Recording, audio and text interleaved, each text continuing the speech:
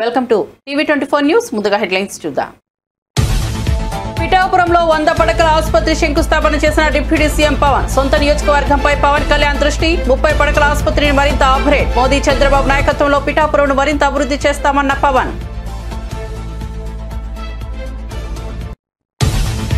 కాళేశ్వరంతో అద్భుతాలు సృష్టిస్తున్నామని చెప్పి 1,00,000 కోట్ల ప్రాజెక్టు కట్టారన్న ఉత్తమ్. బీఆర్ఎస్ రైతులకు క్షమాపణ చెప్పాలన్న మంత్రి.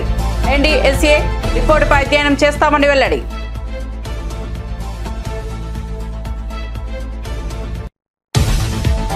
కాంగ్రెస్ పార్టీ మద్దతుతో హైదరాబాద్ స్థానిక సంస్థల ఎమ్మెల్సీ ఎన్నికల్లో ఎంఐఎం అభ్యర్థి గెలుపు. 63 ఓట్ల ఎంఐఎం అభ్యర్థి హాసన్ విజయం. బీజేపీ అభ్యర్థి గౌతమ్ రావుకు 25 ఓట్లు.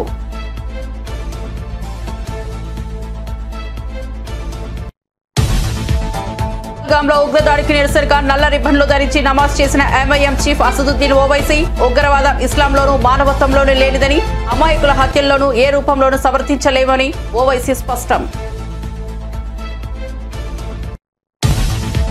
కాళేశ్వరం NDSA రిపోర్టుపై బీఆర్ఎస్ ఎమ్మెల్యే జగదీష్ రెడ్డి ఆగ్రహం. కేవలం కొన్ని పత్రికలకు కలలో వచ్చినట్లు రేవంత్ రెడ్డి ఆదేశాల మేరకు కాళేశ్వరం పట్ల తప్పుడు వార్తలను ప్రచారం చేస్తున్నారని వెల్లడి.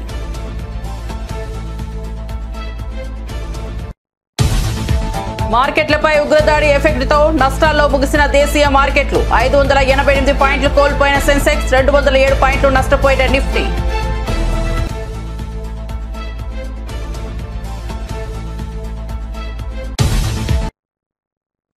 ఇక వార్త వివరాల్లోకి వెళ్తే, ఆంధ్రప్రదేశ్ ఉప ముఖ్యమంత్రి పిఠాపురం ఎమ్మెల్యే పవన్ కళ్యాణ్ తన నియోజకవర్గ అభివృద్ధిపై ప్రత్యేక దృష్టి సారించారు.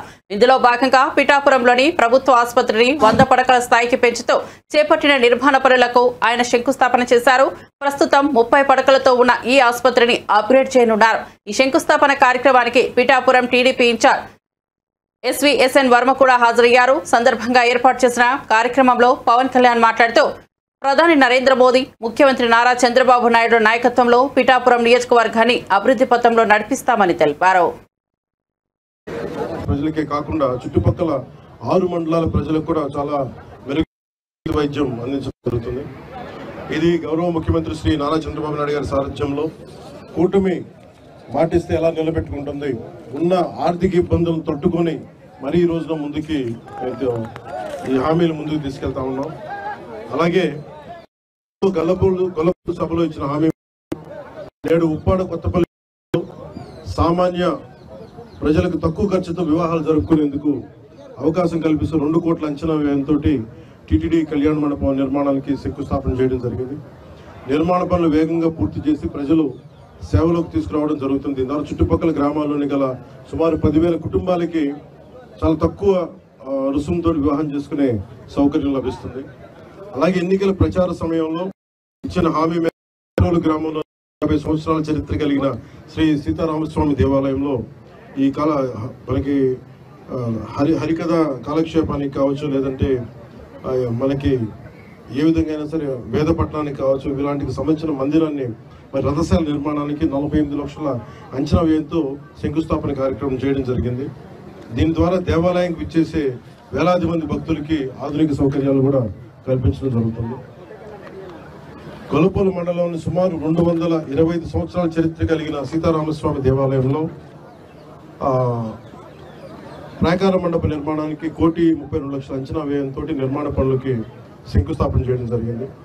దీంతో ఆంధ్రప్రదేశ్ రాష్ట్ర ప్రభుత్వం బీసీ మరియు కాపు ఎకనామికల్లీ వీకర్ సెక్షన్ వర్గాలకు చెందిన మహిళల ఆర్థికాభివృద్ధి కోసం ఉచిత ప్రాథమిక దర్జీ శిక్షణ పథకాన్ని ప్రారంభించింది. 45, 60, 90 రోజుల పాటు నిర్వహించే శిక్షణకు ఎంపికైన శిక్షణా సంస్థ STPలు అందిస్తున్నాయి. ఈ పథకంలో భాగంగా పిఠాపురం నియోజకవర్గంలోని 3,456 మహిళలకు 8.64 కోట్ల విలువైన కుట్టు మిషన్లు నేడు పంపిణీ చేయడం జరుగుతోంది. అకాల వర్షాల ప్రభావాన్ని తగ్గించేందుకు పిఠాపురం నియోజకవర్గంలోని చిన్న సన్నకారు రైతులు ధాన్యాన్ని రక్షించేందుకు 26 లక్షల వ్యయంతో 2,000 టార్పాలిన్లను సిద్ధం చేసి నేడు ఉచితంగా రైతులకు అందజేయడం జరుగుతుంది. ఇందులో 1,000 టార్పాలిన్లు 13 లక్షలు హైదరాబాద్ జిల్లా స్థానిక సంస్థల ఎమ్మెల్సీ స్థానాన్ని ఎంఐఎం కైవసం చేసుకుంది. ఈ మేరకు మిర్జా రియాజ్ ఉల్ హసన్ ఎంపీ 63 ఓట్లు రాగా బీజేపీ అభ్యర్థిగా డాక్టర్ ఎన్ గౌతమరావుకు 25 ఓట్లు మాత్రమే వచ్చాయి. దీంతో 38 ఓట్ల తేడాతో ఎంఐఎం అభ్యర్థి మిర్జా రియాజ్ ఉల్ హసన్ ఎఫ్ఎండి ఘన విజయం సాధించారు. అయితే ఎమ్మెల్సీ ఎన్నిక కౌంటింగ్ ప్రక్రియ జీహెచ్ఎంసీ ప్రధాన కార్యాలయంలో సరిగ్గా ఉదయం 8 గంటలకు ప్రారంభమైంది. ఈ నెల 23న ఎమ్మెల్సీ స్థానానికి పోలింగ్ జరగగా 112 మంది ఓటర్లకు గాను మొత్తం 88 మంది తమ ఓటు హక్కును వినియోగించుకున్నారు. మొత్తం 78.57% పోలింగ్ నమోదైనట్లు రిటర్నింగ్ అధికారి అనురాగ్ జయంతి తెలిపారు. మతోన్మాద పార్టీకి బీఆర్ఎస్, కాంగ్రెస్ ఎలా మద్దతిస్తాయో చెప్పాలని బీజేపీ రాష్ట్ర ప్రధాన కార్యదర్శి కాసం వెంకటేశ్వర్లు అన్నారు. హైదరాబాద్ ఎమ్మెల్సీ ఎన్నికల ఫలితాల అనంతరం బీజేపీ ఆఫీసులో మీడియా సమావేశంలో మాట్లాడిన ఆయన బీజేపీ, కాంగ్రెస్, ఎంఐఎం పార్టీలపై విరుచుకుపడ్డారు. ఈ సందర్భంగా కాసం మాట్లాడుతూ ఈ రోజు వచ్చిన ఫలితాలను చూస్తుంటే ఎంఐఎం, బీఆర్ఎస్, కాంగ్రెస్ పార్టీల అపవిత్ర కలయిక ఏ విధంగా ఉంటుందో రుజువు చేసిందని అన్నారు. ఏ విధంగా ఉంటుందో మనకు రుజువు చేసింది. తెలంగాణ రాష్ట్ర ఏర్పాటుకు మొదటి నుంచి వ్యతిరేకించినటువంటి పార్టీ ఎంఐఎం.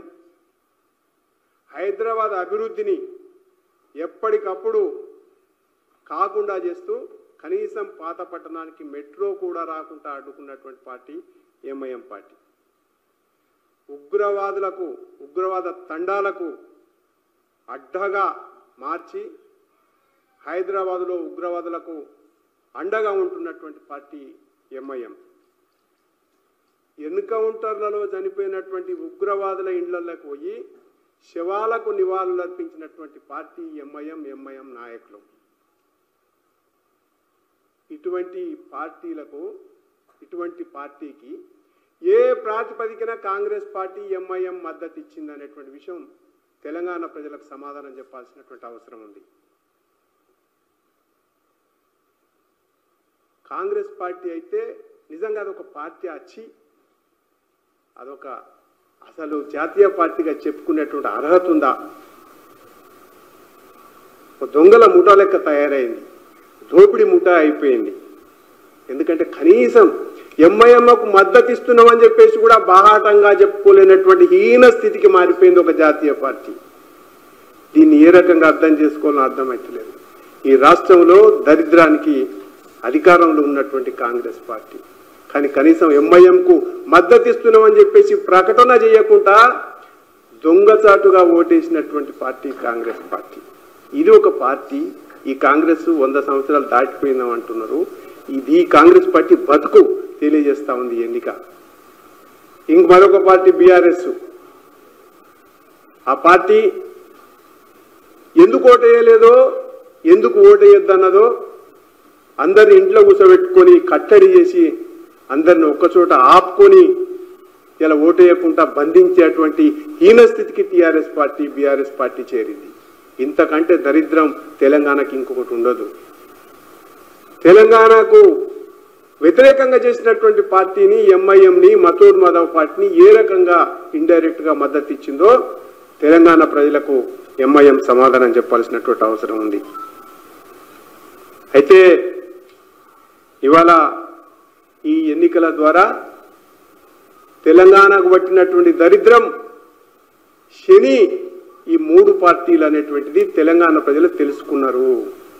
చెప్పేవన్నీ ఒకటి, చేసేవన్నీ వేరు అనేటువంటిది ఈ ఎన్నికల ద్వారా రుజువైపోయింది. మరి ఇప్పుడున్నటువంటి పరిస్థితుల ప్రకారం చెప్పాలంటే పాకిస్తాన్ని ప్రేమించే ప్రేమికులందరూ ఒక్కటైపోయినరు. పాకిస్తాన్ ఇంతకుముందుకు ప్రేమిస్తుండే వీళ్ళు మాటల ద్వారా చెప్పుకునేటువంటి పరిస్థితి కాంగ్రెస్ పార్టీకి, బీఆర్ఎస్కు, ఎంఐఎంకు ఉంటుండే. కానీ శాస్త్రీయంగా ఈ 3 పార్టీలు పాకిస్తాన్ని ప్రేమిస్తున్నాయి అనేది పటాపంచలైపోయింది. యావత్ భారతదేశానికి తెలిసిపోయింది. తెలంగాణలో పాకిస్తాన్ ప్రేమికులు కాంగ్రెస్ పార్టీ, బీఆర్ఎస్ పార్టీ, ఎంఐఎం ఒకటయ్యి చెలిమి చేసుకుంటా ఉన్నారు. గాఢమైనటువంటి ప్రేమలో మునిగి ఆంధ్రప్రదేశ్లో జగన్మోహన్ రెడ్డి హయాంలో చేసిన అప్పులతో పోర్టులు, నూతన సచివాలయాలు, ఆర్బీకేలు, విద్యా వ్యవస్థలో మార్పులు, స్కూళ్ల అభివృద్ధి వంటి ప్రాజెక్టులు జ్ఞాపకంగా నిలిచాయని, ప్రతి రూపాయి ఖర్చుకు స్పష్టమైన లెక్కలు ఉన్నాయని కృష్ణా జిల్లా వైఎస్ఆర్సీపీ అధ్యక్షుడు పేర్ని వ్యాఖ్యానించారు. అయితే ప్రస్తుతం అధికారంలో ఉన్న చంద్రబాబు నేతృత్వంలోని కూటమి ప్రభుత్వం తీసుకుంటున్న అప్పులు ఎక్కడ ఖర్చవుతున్నాయో, ప్రజలకు ఏమీ మేలు జరుగుతుందో వెల్లడించాల్సిన అవసరం ఉందన్నారు. అప్పులు చేయడంలో ఎంత సిద్ధహస్తులంటే 2014కి ఈ రాష్ట్రానికి ఉన్నటువంటి అప్పు 1,40,000 కోట్ల రూపాయలు ఆంధ్రప్రదేశ్ రాష్ట్రం అప్పు అయితే నారా చంద్రబాబు నాయుడు గారు, పవన్ కళ్యాణ్ గారు, భారతీయ జనతా పార్టీ ముగ్గురు కలిసి 2014లో వారు ఏర్పాటు చేసినటువంటి ప్రభుత్వం 2019లో జగన్మోహన్ రెడ్డి గారు ముఖ్యమంత్రి అయ్యే నాటికి 2,57,500 కోట్ల రూపాయలు అప్పులు చేయడం జరిగింది. ఈ ముగ్గురు కలిసి నడిపినటువంటి ప్రభుత్వం 2,57,000 కోట్ల రూపాయలని పాతగా ఉన్నటువంటి 5 ఏళ్ల ముందున్నటువంటి 1,40,000 కోట్లకి ఈ అదనంగా చేర్చడం జరిగింది. అంటే ఆ అప్పు అంటే 2014 ఆంధ్రప్రదేశ్ రాష్ట్రం తెలంగాణ నుంచి విడిపోయి అవిభాజ్య ఆంధ్రప్రదేశ్ రాష్ట్రంగా ఏర్పడే నాటికి ఉన్నటువంటి అప్పు కన్నా 22.5% అప్పును పెంచి చేసినటువంటి పరిస్థితి. మరి వీళ్ళందరూ కూడా యాగి చేసినటువంటి జగన్మోహన్ రెడ్డి గారి ప్రభుత్వంలో చేసినటువంటి అప్పు 3,32,000 కోట్ల రూపాయల అప్పు. మొత్తం వీళ్ళు చేసినటువంటి అప్పు 1,47,000 కోట్ల రూపాయలు పైబడి ఇంకా ఒక్క సంవత్సరం కూడా పూర్తవల, 12 మాసాలు పూర్తవకుండా, అంటే వీళ్ళెక్కి సంవత్సరం నిండకుండానే 1,47,000 కోట్ల పైబడి అప్పు ఈ రాష్ట్రానికి చేయటం జరిగిందనేది కూడా అందరికీ ఆశ్చర్యం గొలిపేటువంటి సంఘటన. ఎందుకు అంటే జగన్మోహన్ రెడ్డి గారు చేసినటువంటి 3,32,000 కోట్ల రూపాయల్లో ఏం చేసావయ్యా జగన్ అంటే 2,70,000 కోట్ల రూపాయలు ప్రజలకే ఖర్చు పెట్టాం. కరోనాలో 30,000 కోట్ల రూపాయలు కరోనాలో ప్రజల యొక్క ఆరోగ్యాన్ని కాపాడటం కోసం 30,000 కోట్ల రూపాయలు ఖర్చు పెట్టడం జరిగింది. ఈ రాష్ట్ర ప్రజల ఇచ్చిన మాట నెరవేర్చుకోవటం కోసం 2 లక్షల ఉద్యోగాల కల్పన, ప్రభుత్వ ఉద్యోగాల కల్పన చేయడం జరిగింది. ఆ జీతాలు పెరిగినాయి. ఈ రాష్ట్రంలో అనేక 3 పోర్టుల నిర్మాణం శరవేగంగా జరుగుతుంది. ఆ తీసుకున్నది అప్పు జగన్మోహన్ రెడ్డి గారి ప్రభుత్వమే. మరి అలాగే ఈ రాష్ట్రంలో ఉన్నటువంటి గ్రామీణ ప్రాంతాల్లో రోడ్ల నిర్మాణం కానీ, లేదా సచివాలయాలు కానీ, ఆరోగ్య కేంద్రాలు కానీ, రైతు భరోసా కేంద్రాలు నిర్మాణం కానీ, రైతుకి ఈ రాష్ట్రంలో ఏ జిల్లాలో ఎప్పుడైనా సరే ఎక్కడ ప్రకృతి వైపరీత్యాలు వచ్చినా కూడా ప్రభుత్వం ఆదుకోవటం, ప్రభుత్వం పెద్దగా చేయందించడం, రైతులకి నష్టం జరగకుండా కాపాడే దాంట్లో మరి చేసినటువంటి పరిపాలనలో జగన్మోహన్ రెడ్డి గారు అప్పు చేసినటువంటి ప్రతి రూపాయి ఎక్కడికి వెళ్ళిందో లెక్క ఉంది. లెక్క చెప్తున్నాం. కానీ ఇవాళ ఇప్పటి వరకు సంవత్సరం. జమ్మూ కాశ్మీర్ పహల్గాంలో జరిగిన ఉగ్రదాడిని తీవ్రంగా ఖండిస్తూ ఏఐఎంఐఎం అధ్యక్షుడు అసదుద్దీన్ ఓవైసీ అభూతపూర్వమైన స్పందన తెలియజేశారు. నల్ల రిబ్బన్లు ధరించి ముస్లిం మత పెద్దలతో కలిసి ఆయన ప్రత్యేక నమాజ్ చేశారు. ఈ కార్యక్రమంలో హైదరాబాద్ ప్రాంతానికి చెందిన పలువురు ముస్లింలు కూడా పాల్గొన్నారు. ఉగ్రవాదం ఇస్లాంలోనూ మానవత్వంలోనూ లేనిదని, అమాయకుల హత్యలను ఏ రూపంలోనూ సమర్థించలేమని ఓవైసీ స్పష్టం చేశారు. మతపరమైన భేదభావాలతో అమాయకులను లక్ష్యంగా చేసుకుని దాడులు చేయడం అతి కిరాతనమైన చర్య అని పేర్కొన్నారు.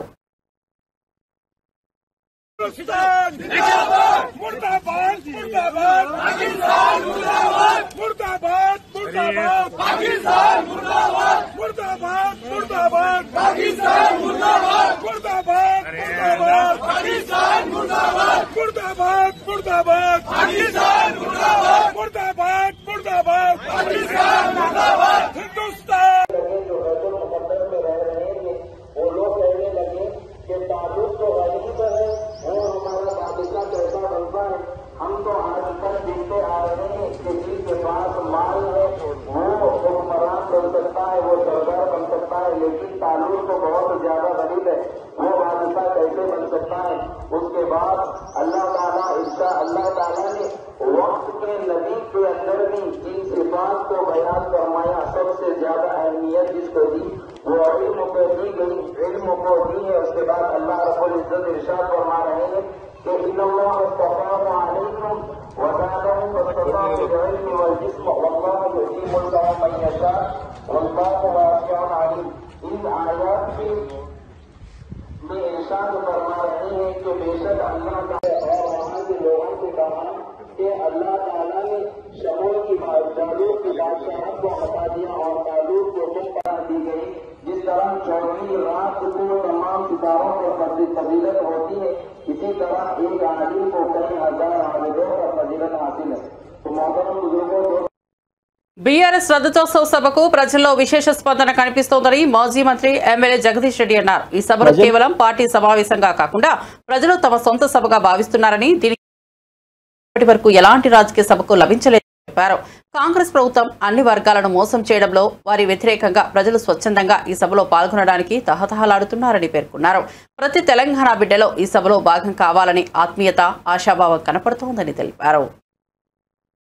కాంగ్రెస్ పార్టీకి ఏదైతే ఓటేసి మేము అధికారంలో తెచ్చినామని భావించినరో అటువంటి వాళ్ళు ఇంకెక్కువ కసితోని మేము తప్పు చేసినాం, కేసీఆర్ను దూరం చేసుకొని కేసీఆర్ నుంచి విడిపోయి మేము ఆగమైపోయినాం, కాంగ్రెస్ మాటలు నమ్మి అని చెప్పి భావిస్తున్న వాళ్ళు ఎవరైతున్నారో వాళ్ళు ఎక్కువగా ఈ సభకు కథ రావడానికి, స్వచ్ఛందంగా రావడానికి సిద్ధపడుతున్నారు. అనేక చోట్ల మాకు సమాచారం కూడా ఇస్తున్నారు. సార్ మేమే వస్తాం, స్వచ్ఛందంగా వస్తామని చెప్పి అది నెమ్మదిగా అసలు గ్రామాలలో ఒక పండుగ వాతావరణాన్ని సృష్టిస్తూ ఉంది. ఏ రాజకీయ పార్టీకి కూడా ఎటువంటి ఆదరణ రాలేదు గతంలో. వాస్తవానికి ఈ దేశంలో అనేక రాజకీయ పార్టీలు ఉన్నాయి. మేమే కొత్త వాళ్ళం, మాకంటే పాతయి 40-50 ఏళ్ల ఇండస్ట్రీ, 70 ఏళ్ల ఇండస్ట్రీ, మేము 140 ఏళ్ల ఇండస్ట్రీ అని చెప్పుకుంటున్న పార్టీలు చాలా ఉన్నాయి. చాలా పార్టీలు చాలా సభలు చేసుకున్నాయి. కానీ ఏ పార్టీ సభ కూడా ప్రజల్లో చర్చకు దారి తీయలేదు. కానీ ఒక బీఆర్ఎస్ పార్టీ, కేసీఆర్ గారి పార్టీ నిర్వహిస్తున్న సభకే ఆ ఆదరణ వస్తూ ఉంది.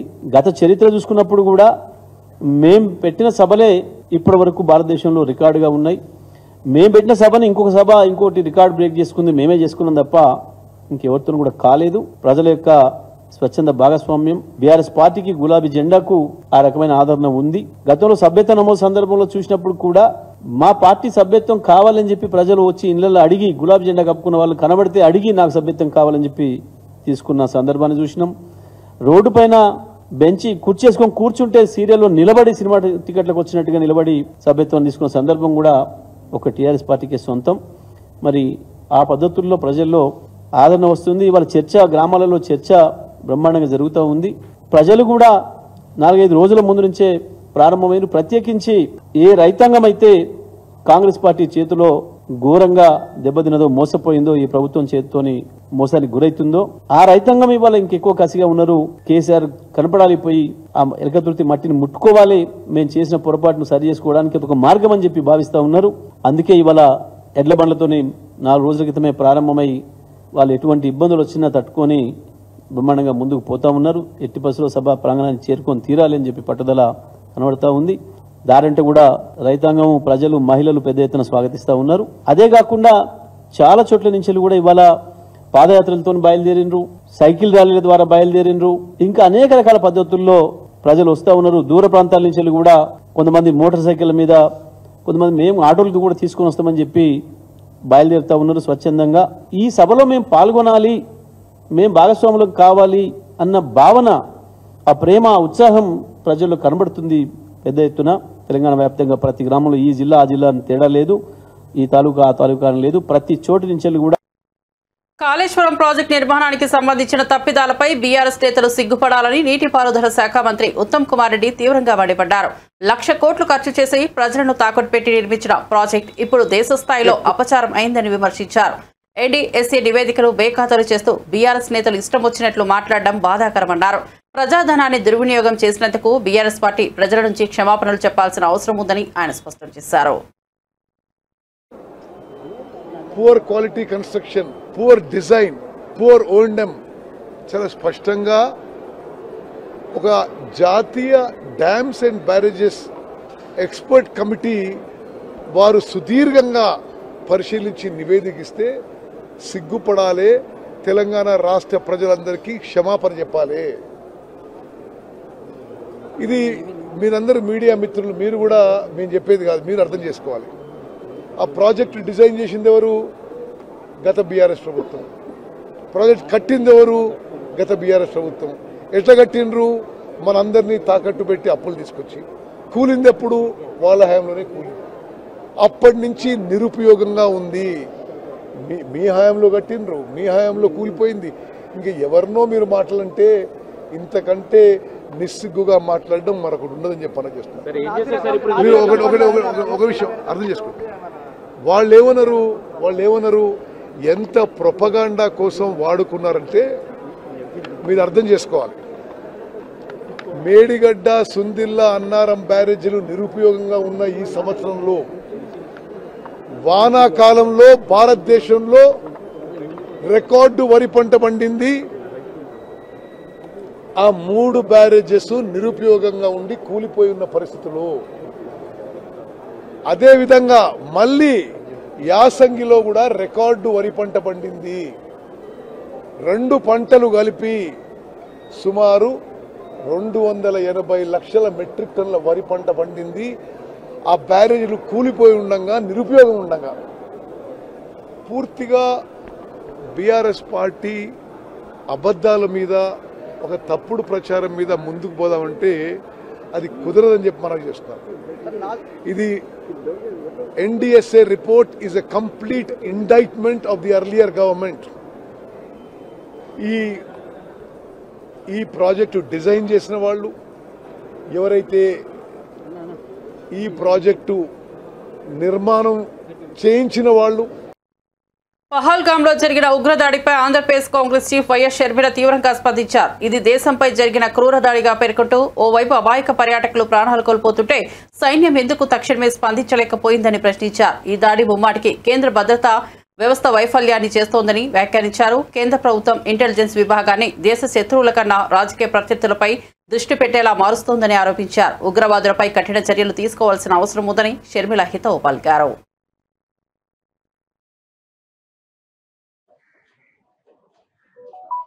ముఖం మీద కాల్చారు, ముఖం ఏం మిగలలేదు. చాలా భయంకరంగా, చాలా భయానకంగా చంపడం జరిగింది. వెళ్ళిన వాళ్ళు సామాన్యమైన టూరిస్టులే కాకుండా అక్కడ తీర్థయాత్రలకు వెళ్ళిన, అమరావతికి వెళ్ళిన పిల్గ్రిమ్స్ కూడా ఉన్నారు. కాల్పులు జరిపింది నిస్సహాయుల మీద, ఆయుధాలు లేని వాళ్ళ మీద. టూరిజం కోసం ఆ ప్రాంతం బాగుంటుంది కాబట్టి పహల్గామ్ను చూడడానికి, ఆ పక్కనే ఉన్న గుడిని సందర్శించడానికి వెళ్ళిన వాళ్ళు. అలాంటి వాళ్ళ మీద ఇంత క్రూరంగా దాడి చేశారు అంటే అసలు వాళ్ళు మనుషుల కిందికే జమ కట్టడానికి వీల్లేదు. ఇది మన దేశం మీద జరిగిన దాడి. ఈ మధ్య కాలంలో మోడీ గారు ఇక్కడ శాంతి భద్రతలు చాలా బ్రహ్మాండంగా ఉన్నాయి అని ప్రజలను నమ్మించడానికి అక్కడ అడ్వర్టైజ్మెంట్స్ కూడా మోడీ గారే స్వయంగా టూరిజం చేస్తున్నట్టుగా ఒక క్యాంపెయిన్ లాగా నడిపితే జమ్మూ అండ్ కాశ్మీర్ ప్రశాంతంగా ఉంది అని ఇంతమంది టూరిస్టులు, దాదాపు సంవత్సరానికి 2.5 కోట్ల మంది ఏమో టూరిస్టులు వెళ్లే పరిస్థితికి ఇప్పుడు జమ్మూ అండ్ కాశ్మీర్ చేరింది. మరి అలాంటి ప్రాంతంలో, మన బార్డర్ లో ఉన్న ప్రాంతం, ఎంతో మంది అమాయకులు టూరిజం కోసం, పిల్గ్రిమేజ్ కోసం వెళ్తున్న ప్రాంతం. మరి అలాంటి ప్రాంతంలో సెక్యూరిటీ ఎలా ఉండాలి? కానీ సెక్యూరిటీ ఎలా ఉంది? దీన్ని సెక్యూరిటీ బ్రీచ్ అనక మరి ఏమనాలి? సెక్యూరిటీ ల్యాప్స్ అనక మరి దీన్ని ఏమనాలి? అంతమంది టూరిస్టులు వెళ్లే ప్రాంతంలో కూడా కాల్పులు జరిపాక 15 నిమిషాల వరకు అసలు ఆర్మీ రాలేదు. అంటే వాళ్ళు ఎంత దూరంలో ఉండాలి? అంటే నిఘా వ్యవస్థ అక్కడ లేనే లేదు. ఒక కన్ను వేసి ఉంచే వాళ్ళు అక్కడ లేనే లేరు. ప్రొటెక్షన్ కోసం ఉండాల్సిన సెక్యూరిటీ కూడా లేరు. దీన్ని ఏమనాలి? దీన్ని సెక్యూరిటీ ల్యాబ్స్ అనక, సెక్యూరిటీ ఫెయిలియర్ అనక దీన్ని ఏమనాలి? మరి దీనికి కారణం ఎవరు? ఇంతమంది చనిపోయారు అంటే ఈరోజు యాక్సిడెంట్ లో చనిపోయారా? ఉగ్రవాదాన్ని కంట్రోల్ చేయాల్సిన బాధ్యత ప్రధానమంత్రికి, హోంమంత్రికి, అమిత్ షా గారికి లేదా? ఈరోజు అధికారంలో ఉన్నది బీజేపీ పార్టీ. మరి అలాంటి బీజేపీ పార్టీ, మేము చౌకీదారని చెప్పుకుంటున్న బీజేపీ పార్టీ మరి ఈరోజు దేశానికి చేసింది ఏమిటి? ఈరోజు ఇంతమంది అక్కడ చనిపోయారు అంటే దానికి కారణం బీజేపీ ప్రభుత్వం కాదా? సెంట్రల్ గవర్నమెంట్ కాదా? మోడీ గారు కాదా? అమిత్ షా గారు కాదా?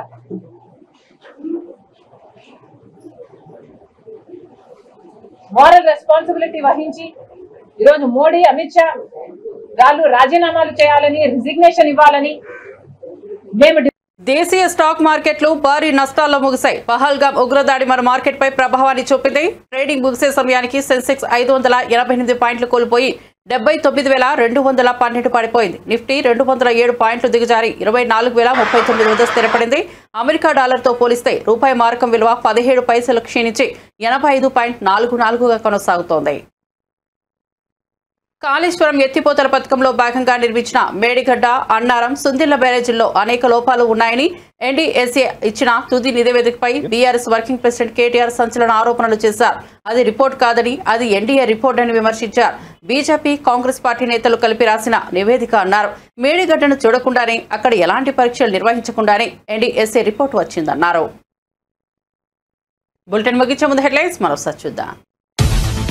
పిఠాపురంలో 100 పడకల ఆసుపత్రి శంకుస్థాపన చేసిన డిప్యూటీ సీఎం పవన్. సొంత నియోజకవర్గంపై పవన్ కళ్యాణ్ దృష్టి. 30 పడకల ఆసుపత్రిని మరింత అప్గ్రేడ్. మోదీ, చంద్రబాబు నాయకత్వంలో పిఠాపురంను మరింత అభివృద్ధి చేస్తామన్న పవన్. కాళేశ్వరంతో అద్భుతాలు సృష్టిస్తున్నామని చెప్పి 1,00,000 కోట్ల ప్రాజెక్టు కట్టారన్న ఉత్తమ్. బీఆర్ఎస్ రైతులకు క్షమాపణ చెప్పాలన్న మంత్రి. ఎన్డీఎస్ఏ రిపోర్టుపై అధ్యయనం చేస్తామని వెల్లడి.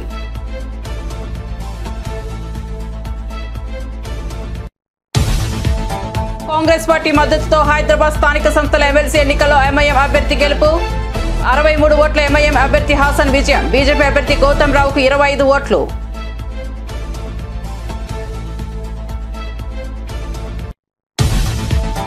పహల్గామ్లో ఉగ్రదాడికి నిరసనగా నల్ల రిబ్బన్లు ధరించి నమాజ్ చేసిన ఎంఐఎం చీఫ్ అసదుద్దీన్ ఓవైసీ. ఉగ్రవాదం ఇస్లాంలోనూ మానవత్వంలోనూ లేనిదని, అమాయకుల హత్యల్లోనూ ఏ రూపంలోనూ సమర్థించలేమని ఓవైసీ స్పష్టం. కాళేశ్వరం ఎన్డీఎస్ఏ రిపోర్టుపై బీఆర్ఎస్ ఎమ్మెల్యే జగదీష్ రెడ్డి ఆగ్రహం. కేవలం కొన్ని పత్రికలకు కలలో వచ్చినట్లు రేవంత్ రెడ్డి ఆదేశాల మేరకు కాళేశ్వరం పట్ల తప్పుడు వార్తలను ప్రచారం చేస్తున్నారని వెల్లడి.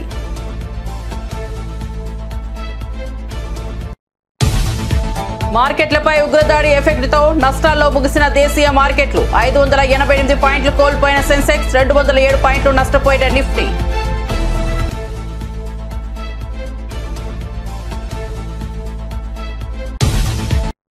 మరిన్ని అప్డేట్స్ కోసం చూస్తూనే ఉండండి టీవీ 24 న్యూస్.